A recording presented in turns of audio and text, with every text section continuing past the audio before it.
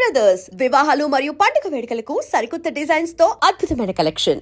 కానీ రాజకీయాల్లో ఉన్నంతకాలం ఒక టర్మ్ ఎంపీగా చేశారు, ఒక టర్మ్ మీరు గెలవలేదు. కానీ ఉన్నంతకాలం కొంత ఎంజాయ్ చేశారా? కనీసం ఎంజాయ్ చేయడం అంటే ఇష్టపడ్డారా? దానికి ఏంటంటే ఎంజాయ్మెంట్ ఎవరైనా ఫీల్ అయ్యేది అంటే పక్కన అటు గన్మెన్స్ ఉంటారు.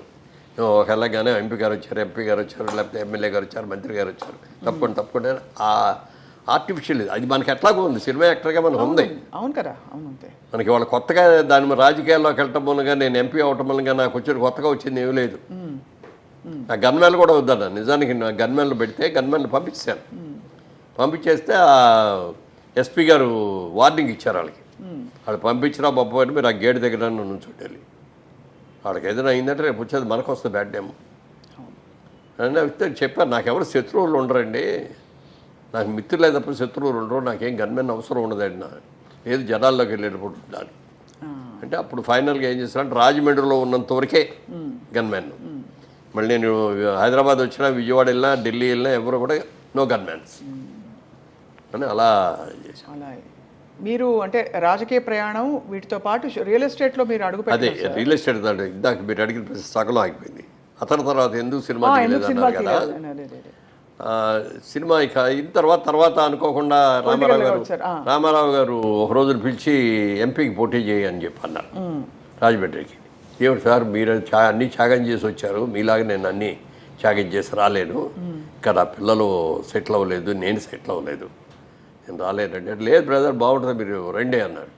నాకు 4 రోజులు టైమే ఉండదు సార్, 4 రోజుల తర్వాత చెప్తానని 4 రోజుల తర్వాత కూడా వెళ్ళి ఏమి ఓకేనా అన్నారు వెళ్ళగానే. లేదు సార్ ఏమనుకోవద్దు, క్షమించండి సార్, నేను రాలేను, మీలాగా త్యాగం చేసి రాలేనండి అన్న. No it's all right brother okay అన్నారు. తర్వాత 15 ఏళ్ళ తర్వాత చంద్రబాబు నాయుడు గారు పట్టుకున్నారు. ఆ రోజు రమ్మంటే రాలేదు, నువ్వు సెటిల్ అవ్వలేదు, నువ్వు బిజినెస్లోనే సెటిల్ అయ్యారు, నీ పిల్లలు కూడా పెళ్ళి వెళ్ళిపోయి వాళ్ళు సెటిల్ అయ్యారు, రా అంట కూర్చున్నారు. నాకు ఇంట్రెస్ట్ అయినప్పుడు ఎందుకంటే నన్ను ఇబ్బంది పెడతారు, వద్దండి అని చెప్పేసి ఇంటికి వచ్చేస్తే అప్పుడు కోటల శివప్రసాద్ గారు నిన్ను కమ్మపాటి రామ్మోహన్ గారిని ఇద్దరు పంపించి మీరు ఏం చేస్తారో తెలియదు, అతను ఒప్పించి తీసుకురండి, మనకు రాజమండ్రిలో క్యాండిడేట్ లేడు, సరైన క్యాండిడేట్, ఆయన అయితే గ్యారంటీ గెలుస్తాడు, మళ్ళీ వచ్చి కూర్చొని చెప్తాను. నాకు వద్దండి, నా మాట వినండి అంటే. అంటే కోటల శివప్రసాద్ గారు అంటే నాకు మంచి ఫ్రెండు, చాలా ఇష్టం, చాలా మంచి వ్యక్తి, అద్భుతమైన వ్యక్తి ఆయన కూడా. ఆయన ఫైనల్లో ఒకసారి మాట అన్నాడు, మురళీమోహన్ గారు మీ గురించి నేను మంచిగా కోరుకుంటాను కదా, చెడు కోరుకోను కదా, మీరు బిజినెస్లో సక్సెస్ అయ్యారు, సినిమాల్లో సక్సెస్ అయ్యారు, పిల్లలు కూడా సెటిల్ అయ్యారు, రాజకీయంగా కూడా మీరు ఇదైతే బాగుంటుంది, ఒక ఎంపీగా ఢిల్లీలో కూడా పార్లమెంట్లో కూర్చోవడం చేయటం ఈ స్టేచర్ కూడా పెరుగుద్ది అది చెప్పి కన్విన్స్ చేశాడు. ఆ కన్విన్స్కి కూడా ఒక 5 గంటల బట్టి ఆఫ్టర్ 5 hours ఒక వీక్ మూమెంట్లో సరేనండి అని. ఎలక్షన్ 15 రోజులు ఉండగా వెళ్ళారు. అక్కడికి వెళ్ళిన తర్వాత ఏం చేయాలో, ప్రచారం ఎలా చేయాలో నాకు తెలుసు. Already Telugu Desam party every year ప్రచారం చేస్తూనే ఉన్నారు. అందుకని ప్రచారం చేయటం నాకు తెలుసు. కానీ బూత్ కమిటీలు ఏంటి, బూతులు ఎట్లా, ఓట్లు వేసేవాళ్ళు ఎట్లా, ఏది ఇవన్నీ తెలియదు. ఏదో కింద మీద పడ్డాం.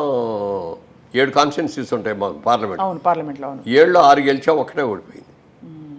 ఆ ఒకటి ఇక్కడ ఈ 7 వచ్చి 6 వచ్చిన మెజారిటీ అంతా కూడా కొట్టుకుపోయింది అందులో.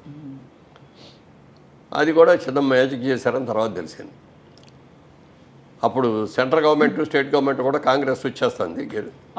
ఆ టైంలో ఇక్కడ రాజశేఖర రెడ్డి గారు ఫోన్ చేసి ఇద్దరు కలెక్టర్లకి మీరేం చేస్తారో తెలియదు, నాకు అక్కడ ఉండవల్లి కావాలి. నా మీద కోపం కాదు, ఆయన మీద ప్రేమ. ఆయనకి నాకు అతను ఉండాలి, నాకు ఎంపీగా గోల్మలై. అంటే నాకు వెస్ట్ గోదావరి 3 కాన్స్టిట్యున్సీలు, ఈస్ట్ గోదావరిలో 4 కాన్స్టిట్యున్సీస్. వెస్ట్ గోదావరి 3 ఏలూరులో కౌంటింగ్ జరుగుద్ది, ఈస్ట్ గోదావరి కాకినాడలో జరుగుద్ది. ఇక్కడ ఏం జరుగుతుందో అక్కడ తెలియదు, అక్కడ ఏం జరుగుతుంది ఇక్కడ తెలియదు. ఆ పరిస్థితిలో ఫైనల్లోకి వచ్చాడు. గెలిచాడు వల్ల 1700 ఓట్లతో ఓడిపోయారు అని చెప్పొచ్చు. సరే అప్పుడు వచ్చింది నాకు కూడా కోపం అంటే పౌరుషం. జీవితంలో ఎక్కడ మనం ఫెయిల్ అవ్వలేదు, ఇక్కడ ఎందుకు ఫెయిల్ అయ్యాం మనం అని అనుకొని ఏమన్నా జరిగింది ఫెయిల్ అయ్యాం. ఏమైనా సరే మళ్ళీ ఇక్కడే ఈ 5 ఏళ్ళు ఇక్కడే ఉండి, ఈ 5 ఏళ్ళు కూడా మనం ఒక ఎంపీ కాకపోయినా కూడా నాకు కావలసిన ప్రజలకు కావాల్సినవన్నీ కూడా మనం చేయాలి అని చెప్పి నా సొంత డబ్బులు ఖర్చు పెట్టుకొని మెడికల్ క్యాంప్స్ పెట్టిన, స్కూల్స్కి వెళ్ళి స్కూల్లో ఏదైనా ఫర్నిచర్ కావాలంటే చేయించిన, ఇలాంటి వాటికి అన్నిటికీ సొంత డబ్బులు ఖర్చు పెట్టి చేశాను 5 ఏళ్ళు కూడా. మొత్తంగా 7 కాన్స్టిట్యున్సీస్ తిరిగేవాడిని. అదే నెక్స్ట్ ఎలక్షన్స్లో అదే కాన్స్టిట్యూన్సీలో 1,75,000 మెజార్టీతో గెలిచింది. బాబా హయ్యెస్ట్ మెజార్టీ ఇన్ తెలుగుదేశం నాదే. చాలా అసలు అంటే అందుకని ఎంత విజయం. ఈ పొలిటికల్లోకి వెళ్ళిన తర్వాత మనం పూర్తిగా దానికి అంకితం అవ్వకపోతే తప్ప ఇప్పుడు చేయలేము. అవును అవును అవును సినిమా కూడా ప్రతి క్షణం ఏం జరుగుతుందని మనం చూసి ప్లాన్ చేసి కంట్రోల్డ్గా చేస్తే తప్ప నిర్మాతగా మనం ఒక నిర్మాతగా నిలబడలేము. అందుకని ఈ స్టేజ్లో మనం సినిమా తీయడానికి వెళ్తే మనం కాన్సన్ట్రేషన్ లేకుండా చేస్తే దెబ్బతింటాము, వద్దు అని నేను అనుకున్నాను. అలాగే మా బ్రదర్ కిషోర్ గారు కానీ మా బాబు రామ్మోహన్ కానీ వాళ్ళు కూడా ఈ బిజినెస్లో రియల్ ఎస్టేట్ బిజినెస్లో ఫుల్ బిజీ అవడంతో సినిమా ఆపేసాం. ఇప్పుడు తీయాలని కోరుకుంది, ఏం తీయాలో ఎలా తీయాలో తెలియట్లేదు. మా ఆలోచనలన్నీ మధ్యతరగతి ఆలోచనలాగానో పాత సినిమాల ఆలోచనలాగానే వస్తున్నాయి తప్ప ఈ మోడర్న్ సినిమా దానికి ఇంకా దానికి ఇది అవ్వలేకపోతే. మహిమలు మాయలు మంత్రాలు బాగా పండే టైం సార్ ఇప్పుడు. అయ్యా. Please అలాంటి సినిమా తీయండి సార్. ఇప్పుడు మన హనుమాన్ చూడండి ఎంత బాగా హిట్ అయిందో. అంటే అంటే మహిమ ఒక దాంట్లో ఏమైందంటే సోషో మైథలాజికల్ సినిమా లాగా చేశారు. అది సోషల్ అది కరెక్ట్. అది ఏదో ఒక దేవుడిని అట్లా దీనికి బాగా ఉంది సార్ కార్తికేయ అంతకు ముందు. అంటే ఇవి అసలు తిరుగు లేకుండా హిట్ అవుతున్నాయి ఈ పద్ధతిలో ఉండే సినిమాలన్నీ అనిపిస్తుంది నాకు. మంచి లైన్ తీసుకున్నాడు అతను. చూసే వాళ్ళకు కూడా ఒక పాజిటివ్ ఇది వస్తుంది, ఒక దైవ కనెక్షన్ వస్తుంది కదా. సో దానివల్ల అందరూ ఇష్టపడి పెద్ద హిట్ అయిందంటే హిందీలో కూడా పెద్ద హిట్ అయిపోయింది. అవును సార్.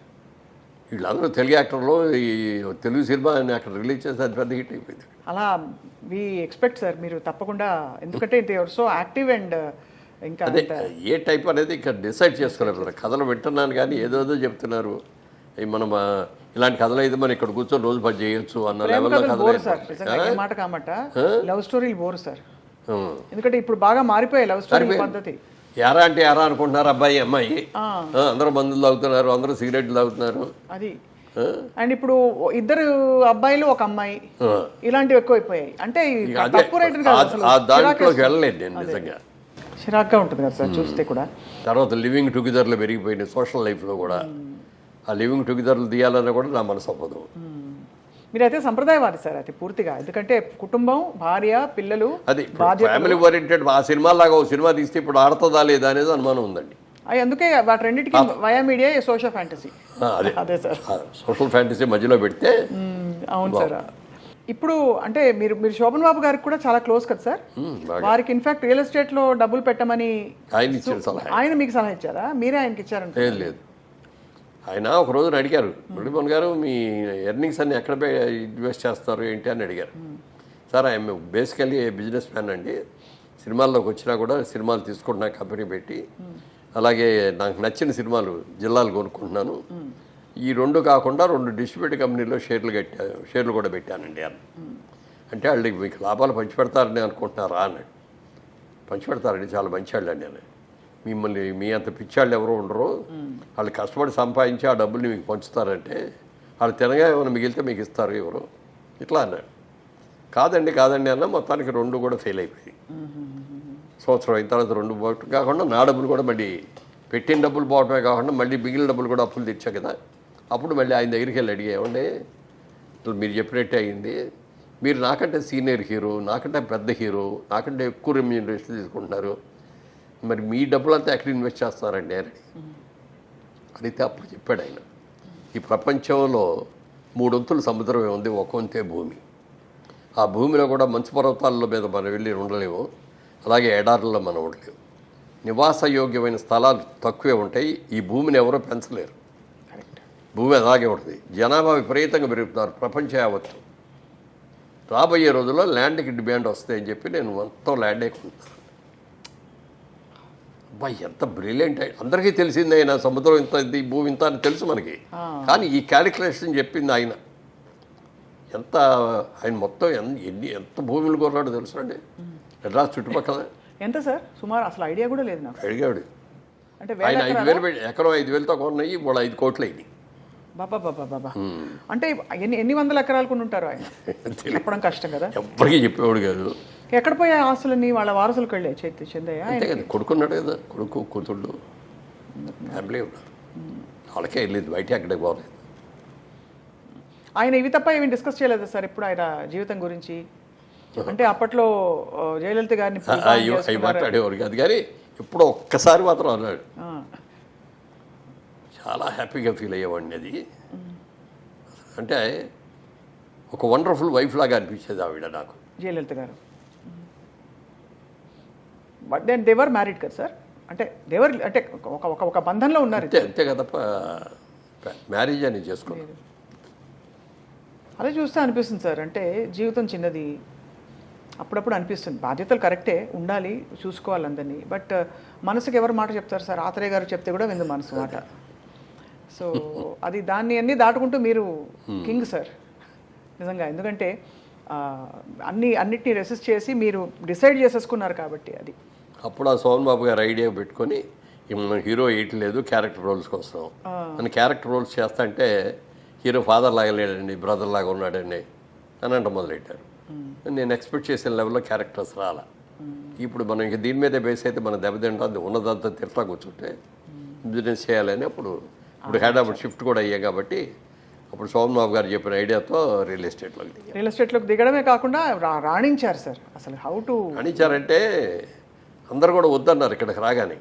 ఇక్కడ అన్ని మోసాలు, గోండాయిజం చాలా ఉంటుందండి.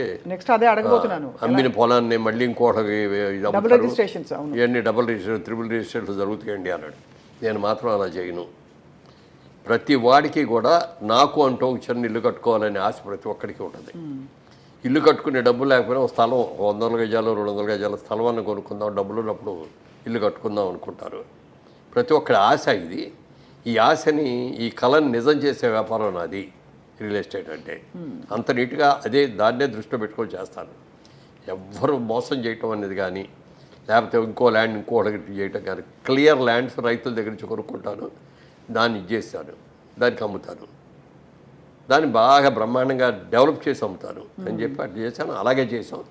ఇవాళ ఈ స్టేజ్లో ఉన్నామంటే ఆ జైవేరీ సంస్థకు వచ్చిన పేరు, ఆ నిజాయితీగా ఇన్నేళ్లలో మీరు చూస్తే నా చిన్నప్పటి నుంచి కూడా, చిన్నప్పుడు మా ఊర్లో ఉన్నప్పుడు కానీ, స్కూల్లో కాలేజీలో చదువుకున్నప్పుడు కానీ, విజయవాడలో బిజినెస్ చేసినప్పుడు కానీ, మెడ్రాస్ వచ్చి సినిమా రంగంలో ఉన్నప్పుడు కానీ, హైదరాబాద్ వచ్చి మళ్ళీ రియల్ ఎస్టేట్లో వచ్చిన తర్వాత కానీ, రాజకీయాల్లో ఉన్నప్పుడు కానీ, ఎప్పుడు ఎక్కడ ఒక బ్లాక్ మార్క్ మురళీమోహన్ తప్పు చేశాడు అనేది రాకుండా బతికారు. చాలా గొప్ప విషయం సార్ అది. అది పెద్ద, అదే ఒక పద్మవిభూషణ్ కంటే ఎక్కువ అది. ఎందుకంటే మీరు ఇచ్చుకోవాల్సిన గొప్ప ఇది సార్ అది. కానీ ఎప్పుడైనా మీకు